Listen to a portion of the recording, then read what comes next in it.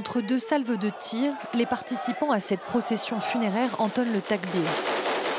Un hommage à 2 jeunes combattants des brigades de Tulkarem tués la veille dans un raid mené par l'armée israélienne et qu'elle nomme opération de contre-terrorisme. Ils ont encerclé la maison dans la soirée. Ils ont tiré sur tous ceux qui se trouvaient là.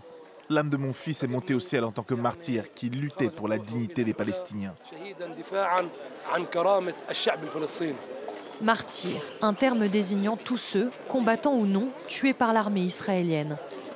Les habitants de ce camp de réfugiés disent payer un lourd tribut après chacun de ces raids.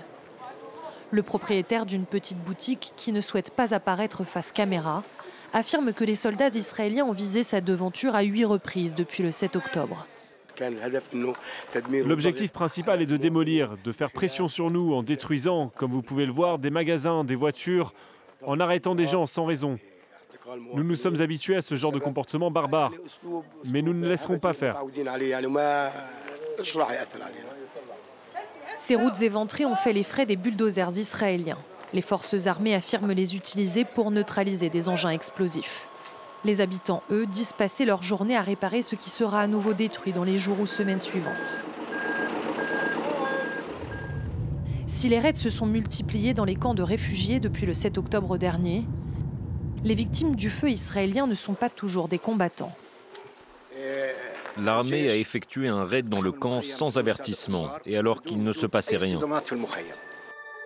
Nous avons pu obtenir l'intégralité de ces images de vidéosurveillance sous 2 angles différents et les avons ici accélérées et floutées.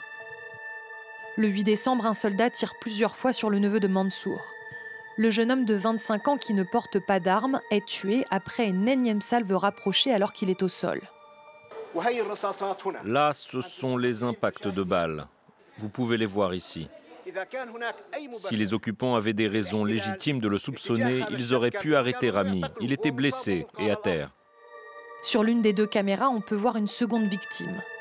Son voisin, Thaer Shahin, s'est caché derrière ce véhicule blanc. L'homme de 37 ans ne porte pas d'arme non plus. Il est pourtant abattu par le même soldat. Sa femme est enceinte et attend un enfant dans 2 mois. L'enfant naîtra sans père. Nous avons contacté l'armée. Elle affirme avoir ouvert une enquête. Selon plusieurs ONG, au moins 300 Palestiniens auraient été tués par les forces israéliennes ou par les colons depuis le 7 octobre en Cisjordanie.